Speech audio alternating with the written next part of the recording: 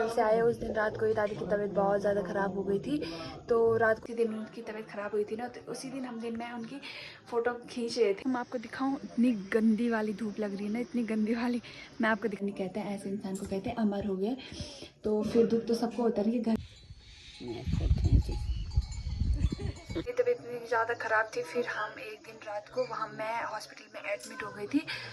शाम को फिर उनका पेट बंद हो गया, मतलब उनको टॉयलेट आना ही बंद हो गया।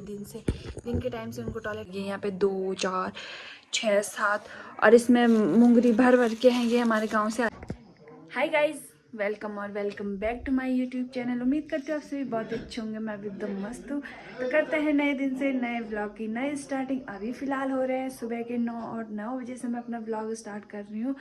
अभी हमने जस्ट नाश्ता वगैरह किया और बर्तन वगैरह अभी नहीं धुले। नाश्ता करने के बाद जो बर्तन होते हैं वो अभी नहीं धुले, क्योंकि मैं थोड़ा यहाँ पे साफ़ सफाई कर रही थी, क्योंकि कुछ मेहमान लोग आ रहे हैं आजकल घर में। तो साफ़ सफाई कर रही थी, इस वजह से मैंने सोचा पहले सफाई वगैरह कर लेती हूँ, उसके बाद बर्तन वगैरह सब बाद में साफ़ कर लूँगी।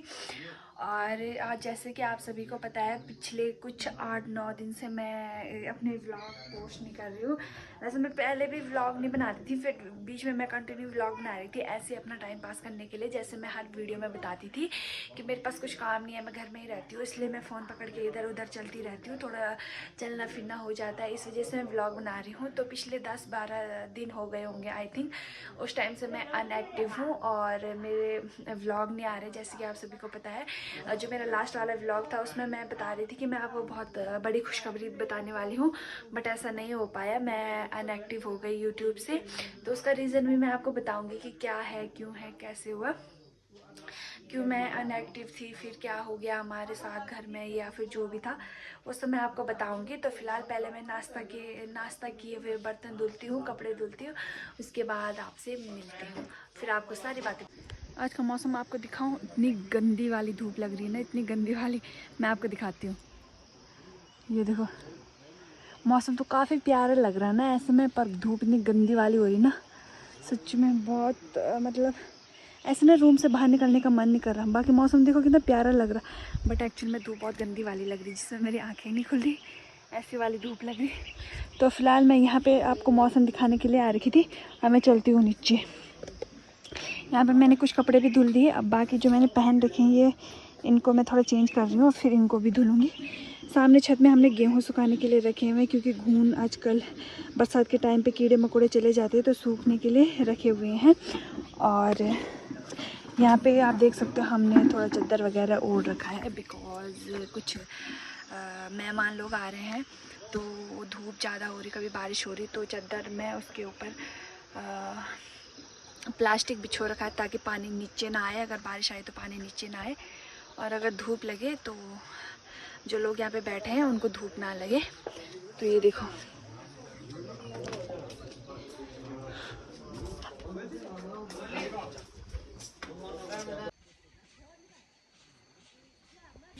और यहाँ पे हमने मिर्च भी सुखाने के लिए रखी हुई है, क्योंकि ये लाल हो गई थी, मतलब पक गई थी, तो अगले साल काम आने वाली है, इसलिए हमने धूप में रखे। यहाँ पे मैंने खाना भी बना लिया है। अभी आपको पता है 11 बजे, अब 11 बजे मैंने अपना खाना बना लिया, क्योंकि मेहमान आ रहे तो हमने सोचा कोई दूर का होगा तो खाना खाते जाएगा, बट अभी तक किसी ने खाना नहीं खाया।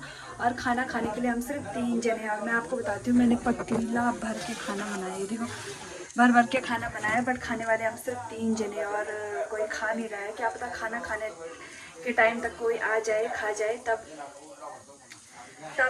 उसको खिलाएंगे। फिलहाल मैं आपको कुछ दिखा, आपको पता है मेहमान आ रहे हैं ना, तो आजकल तुम्हें पता है, आप लोगों को पता है कि घर में मतलब बहुत सारी सब्जियां होती हैं। ये देखो बहुत सारे लोग हमारे घर आए थे, तो हमारे लिए पता क्या क्या लेके आए, मैं आपको दिखाती हूँ। ये देखो इतनी सारी, तो हमारे पास लौकियाँ हो गई, ये हो गई खीरा हो गया, ककड़ी बोलते इसे गढ़वाली भाषा में, ये कद्दू हो गया, ये देखो ककड़ियों की लाइन लगी है यहाँ पे 2 4 6 7, और इसमें मुंगरी भर भर के हैं, ये हमारे गांव से आ रखे हैं। और इसमें आलू, फिर इसमें मुंगरी, फिर इसमें हरे टमाटर, बहुत सारे आ रखे हैं। सब घर की सब्जियां हैं। ये जो हमारे घर लोग आ रहे हैं ना, तो वो सब ये सब लेके आ रहे हैं। तो मैं आपको रीज़न बताती हूँ कि मैं इतने दिन से अनअपडेट कहाँ थी, मैं अपडेट क्यों नहीं दे रही थी यूट्यूब से, यूट्यूब पे फिर ये लोग हमारे घर में मेहमान क्यों आ रहे, क्या हुआ हमारे घर में, कैसा हुआ, तो मैं सब आपको बताती हूँ। यो सफेद बच्चे तो दादाजी मत लगा सेनारू kan buat kerja pada lagi tapi hari baru atau mau लगा दो आज तो मारे मुंह खूब तो बीच में मेरी तबीयत ना थोड़ा ख़राब सी हो गई थी, मतलब 5 या 6 दिन पहले मेरी तबीयत थोड़ा ख़राब हो गई थी। इसकी वजह से हम हॉस्पिटल गए थे, तो मैं व्लॉग नहीं बना पाई वहाँ, क्योंकि तबीयत इतनी ज़्यादा ख़राब थी कि मेरे को मतलब फ़ोन पकड़ने का भी टाइम नहीं मिला। तो जब मेरी तबीयत इतनी ज़्यादा ख़राब थी, फिर हम एक दिन रात को वहाँ मैं हॉस्पिटल में एडमिट हो गई थी। फिर मुझे मतलब हम लगभग 10 बजे के करीब हॉस्पिटल गए थे। फिर उस दिन हम पूरे दिन हॉस्पिटल में रहे, क्योंकि मेरा चेकअप वगैरह हो रहा था और मेरी तबीयत बहुत ज़्यादा ख़राब हो गई थी, तो जिसकी वजह से मुझे हॉस्पिटल में एडमिट होना पड़ा। एंड नेक्स्ट दिन फिर मुझे डिस्चार्ज मिला वहाँ से। फिर मैं नेक्स्ट दिन घर के लिए आ गई थी। नेक्स्ट दिन हम 2 बजे के करीब घर पहुँचे थे, तो मेरी तबीयत थोड़ा ख़राब सी थी। इसकी वजह से मैंने फर्स्ट रीज़न तो ये है कि इसकी वजह से मैंने व्लॉग नहीं बनाया। पर जैसे हम हॉस्पिटल से घर आए तो मेरी तबीयत में काफ़ी सुधार हो गया था, मतलब ठीक हो गई थी। बस मतलब ऐसे मेरी तबीयत पूरी डे नाइट ऐसे ख़राब नहीं थी, बस कभी कभी बहुत ज़्यादा हो रहा था, दर्द हो रहा था। तो हम गए थे वहाँ, तो फिर कुछ प्रॉब्लम थी जो मैंने आपके साथ पहले भी शेयर कर चुकी हूँ, फिर मैं बार बार नहीं बता सकती। कुछ प्रॉब्लम थी जो मैंने भी आप सभी से पहले भी शेयर कर चुकी हूँ। और फिर डॉक्टर ने मेडिसिन वगैरह इंजेक्शन वगैरह लिए, पेन किलर की इंजेक्शन लगाए मुझे, जिससे दर्द थोड़ा कम हो जाए। तो जब मुझे इंजेक्शन लगी तो उसके बाद थोड़ा माहौल सेटअप हो गया था, थोड़ा ठीक हो गया था। एंड उसके बाद हमें नेक्स्ट डे हमें तब फिर डिस्चार्ज मिल गया था हमें। 2 बजे के करीब हम हॉस्पिटल से घर आ गए थे। और मैंने एक व्लॉग भी डाला था कि फैमिली व्लॉग, फैमिली मस्ती करके, उसमें आपने मेरी दादी को देखा होगा, दादी सास जिनकी डेथ हो चुकी है। तो उस वजह से मैंने व्लॉग नहीं बनाया, क्योंकि जब फर्स्ट टाइम जब मेरे हस्बैंड ड्यूटी पे थे तो वो ही मेरे साथ आती थी हॉस्पिटल। तो वो जब उस दिन हम हॉस्पिटल गए थे, उस दिन हमें हॉस्पिटल से डॉक्टर का कॉल आया था कि हॉस्पिटल आपको चेकअप कराने आना है। तो हम हॉस्पिटल गए थे, मैं और मेरे हस्बैंड, प्लस साथ में हम दादी को लेके गए थे। तो फिर उस दिन हम जैसे ही हॉस्पिटल से आए, उस दिन रात को ही दादी की तबीयत बहुत ज़्यादा ख़राब हो गई थी। तो रात को तो हमें पता नहीं चला, बट हमें सुबह में पता चला कि दादी की तबीयत बहुत ज़्यादा ख़राब हो गई थी, क्योंकि दादी अलग रूम में सोती थी।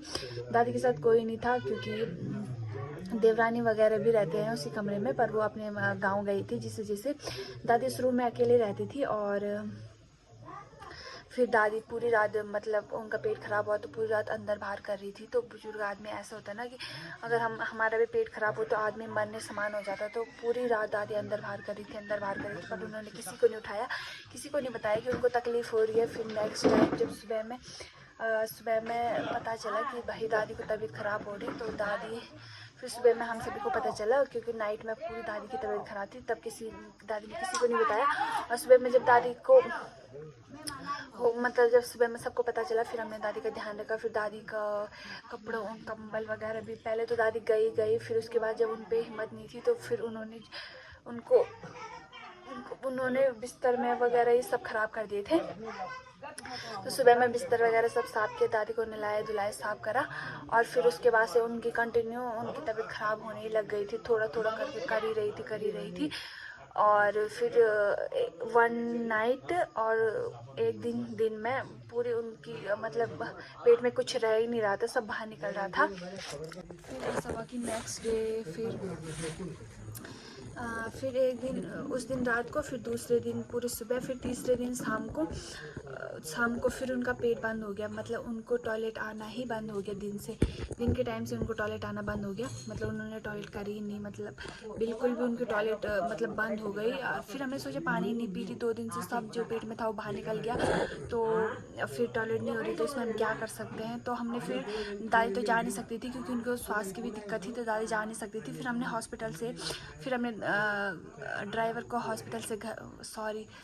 डॉक्टर को हमने हॉस्पिटल से बुलाया था, मतलब डॉक्टर लेके आए थे हम। फिर डॉक्टर ने ग्लूकोज वगैरह चढ़ाया था। बट ऐसा हुआ ना, जब बुजुर्ग आदमी होते हैं ना, बूढ़े इंसान होते हैं, उनकी जो मांसपेशियाँ होती हैं ना, ऐसे सिकुड़ सी जाती है, उनकी त्वचा बिल्कुल ऐसी कपड़े की तरह हो जाती। तो उस पर फिर ग्लूकोज भी नहीं चढ़ा, थोड़ा आधा बोतल चढ़े, फिर ग्लूकोज चढ़ना बंद हो गया था, क्योंकि उनकी नसें नहीं दिख रही थी, तो ग्लूकोज चढ़ना भी बंद हो गया था। और उनकी ग्लूकोज चढ़ना भी बंद हो गया था। फिर नेक्स्ट डे जब उनको बिल्कुल भी टॉयलेट नहीं हुई, मतलब इस टाइम से दिन के दोपहर से उनको पूरे शाम तक टॉयलेट नहीं हुई, तो फिर हमने डॉक्टर से दवाई ली, मतलब पेट टॉयलेट करने वाली, पेशाब आने वाली हमने उनको मेडिसिन दी, बट उससे भी कुछ फ़र्क नहीं पड़ा। हमने टुकड़ी टुकड़ी करके 2 बारी दिया, फिर उससे भी उनको कुछ फ़र्क नहीं पड़ा। फिर वो पूरी रात झेलती रही। फिर जैसे ही सुबह, फिर नेक्स्ट डे सुबह दादी को मतलब लगभग 7 बजे के करीब दादी की डेथ हो गई थी, क्योंकि फिर 6 बजे के करीब जो भी पेट में रुका हुआ था वो सब बाहर निकला, और 7 बजे के करीब दादी की डेथ हो गई थी। तो इस वजह से भी मैं अनएक्टिव थी और मेरी खुद की भी तबीयत ख़राब थी। तो मेरा रीज़न यही था कि मैं इसलिए व्लॉग नहीं बना पा रही हूँ, क्योंकि अपनी भी तबीयत ख़राब थी, फिर दादी की भी तबीयत ख़राब थी। घर में लोग आते हैं ना, जब कोई मरता है तो मतलब जान पहचान बहुत ज़्यादा है। मेरे ससुर जी बैंक में रहते हैं, जैसे कि आपको पता है, तो बैंक में कितने सारे लोग आते हैं। फिर मेरे रिश्तेदार, मेरे सासू मम्मी के रिश्तेदार, फिर देवरानी के सास के, इतनी बड़ी फैमिली हमारी, उनके सबके रिश्तेदार आ रहे हैं। दुख में ही तो सब लोग काम आते हैं ना, तो सब आ रहे, तो इसलिए बहुत सारे मेहमान आ रहे थे, तो इसलिए हमने वहाँ पे छप्पर बना रखा है। बाकी रीज़न यही था कि लोग हमारे घर में क्यों आ रहे, क्या हुआ था, ये वो सब। एंड सबसे बड़ी रीज़न, वो बुजुर्ग आदमी थे, आई थिंक उनकी एज 80+ थी। तो ऐसे इंसान को मरना नहीं कहते हैं, ऐसे इंसान को कहते हैं अमर हो गए। तो फिर दुख तो सबको होता है कि घर का कोई भी मेंबर मतलब इतना हल्ला करते थे, यहाँ जाते थे, वहाँ जाते थे, ये वो सुख तो कमी तो महसूस होती है। बट जब आदमी बुजुर्ग हो जाता है तो उसके एक ही वो रहता है कि बस उसे चैन की मौत मिल जाए, मतलब बिना तड़पने वाली कोई दिक्कत हमें भी ना हो। यही चाहते हैं सब कि मेरी वजह से किसी को कुछ दिक्कत ना हो, सब कुछ ठीक हो जाए। तो ऐसे इंसान को मौत नहीं कहते, ऐसे इंसान को कहते उसकी मौत नहीं हुई, ऐसे इंसान को कहते अमर हो गए। तो भगवान उनकी आत्मा को शांति दे। और बस यही रीज़न था। आई थिंक मैं कल से व्लॉग कंटिन्यू लेके आऊँगी आप सभी के लिए। तो फिलहाल आज का व्लॉग यहीं पे ख़त्म करते हैं। उम्मीद करती हूँ आपको पसंद आया होगा, तो लाइक कमेंट शेयर सब्सक्राइब सब कर देना। आपको नई नई अपडेट मिलती रहेंगी मेरे स्वास्थ्य को लेकर भी, और फैमिली में कुछ भी हो रहा है उसको लेकर भी आपको नई नई अपडेट देती रहूँगी। फिलहाल आज के लिए इतना ही, मिलते हैं नेक्स्ट व्लॉग में, तब तक के लिए बाय। मेरे फ़ोन में कुछ क्लिप भी है दादी की जो मैं ऐड करूँगी, तो आपको पता चल जाएगा कि मेरी दादी कौन सी थी। वैसे तो मैंने एक पिछले वाले व्लॉग में पूरा अगर वो 8 मिनट का व्लॉग होगा तो 4 मिनट के व्लॉग में मैंने उन्हीं को दिखाया है। पर मेरे फ़ोन में उस दिन, जिस दिन हम हॉस्पिटल से आए थे ना, उसी दिन उनकी तबीयत ख़राब हुई थी ना, तो उसी दिन मैं उनकी फ़ोटो खींच रहे थे। दादी कह रही थी मेरी फ़ोटो खींचिए वो, क्योंकि हम थक गए थे, तो शाम के टाइम हम छत में घूम रहे थे। तो दादी कह रही थी वाह यहाँ पे कितनी अच्छी हवा आ रही है। तो उस दिन मैंने दादी की 2-3 फ़ोटो ली थी और क्लिप भी ली थी एक। तो दादी कह रही थी मेरी फ़ोटो ले, तो कुछ बातें होती हैं ना जो इंसान मरने से पहले बोल जाता है, तो हमें से यहाँ याद रहती है। और फिर मैं वो क्लिप भी ऐड कर दूँगी कि वो क्लिप हमेशा हमारे पास रहे, क्योंकि फ़ोन की मेमोरी तो अक्सर डिलीट होती रहती है। तो जो वीडियो यूट्यूब में, फेसबुक में वहाँ चली गई तो हमेशा के लिए वहाँ क्या बोलते हैं, कलेक्ट होके रह जाते हैं। तो मैं वो वीडियो भी आप सभी के साथ शेयर करूँगी। तो थैंक यू।